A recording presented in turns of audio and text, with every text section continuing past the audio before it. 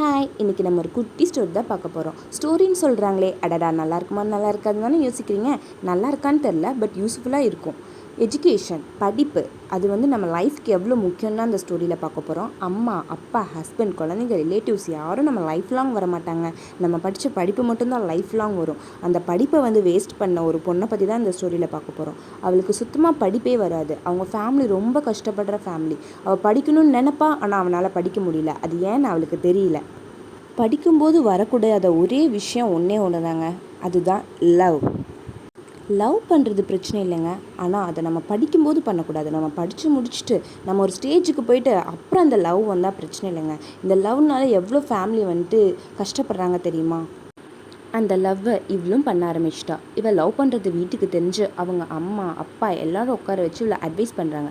D தங்கம், சாமி நல்லா படி, நீ படித்து ஒரு நல்ல லெவலுக்கு வா, அந்த பையனை நானே உனக்கு கல்யாணம் பண்ணி வைக்கிறேன்டான்னு சொல்லல இவகிட்ட பேசுகிறாங்க. இவள் இறங்கவே இல்லை. அப்புறம் கொஞ்ச நாள் கழிச்சு இவள் காலேஜ் போகிறேன்னு சொல்லிட்டு அவங்க அம்மாட்ட பேசணுன்னே அவங்க அம்மா அப்பா நல்ல காலேஜை பார்த்து ஜாயின் பண்ணி விடுறாங்க.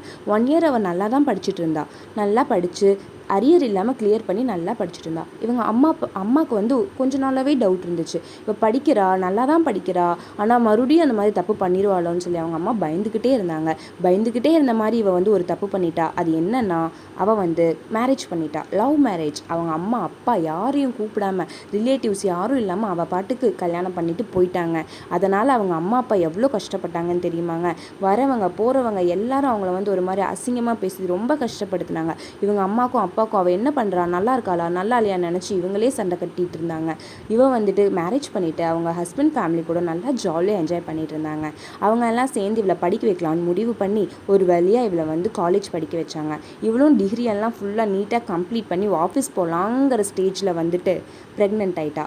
ப்ரெக்னென்ட் ஆகி கொஞ்ச நாளில் யோசிக்கிறா, ஐயோ நம்ம இப்போவே ப்ரெக்னென்ட் ஆகிட்டோமே, அடுத்து நமக்கு குழந்தை பிறந்துடும், வேலைக்கும் போக முடியாது, ஒன்றும் போக முடியாது. அப்போ தெரிய வருது அவங்க வீட்டில் எல்லோரும் ரொம்ப கஷ்டப்படுறாங்கன்னு.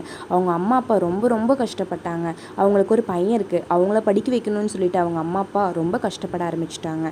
அப்போ இவளுக்கு தோணுது, நம்ம படிக்க வேண்டிய வயசில் நல்லா படிச்சுன்னா நம்ம தம்பி நம்ம அம்மா அப்பாவை எல்லாத்தையும் நல்லா பார்த்துருக்கலாமே, இப்போ படித்து என்ன பிரயோஜனம், நமக்கு வேறு குழந்தை பிறக்க போகுதே அப்படின்னு சொல்லிட்டு அவள் ரொம்ப ஃபீல் பண்ணாங்க. அதான் படிக்க வேண்டிய வயசில் கரெக்டாக படித்து முடிச்சிடணுங்க. Thank you for watching this channel.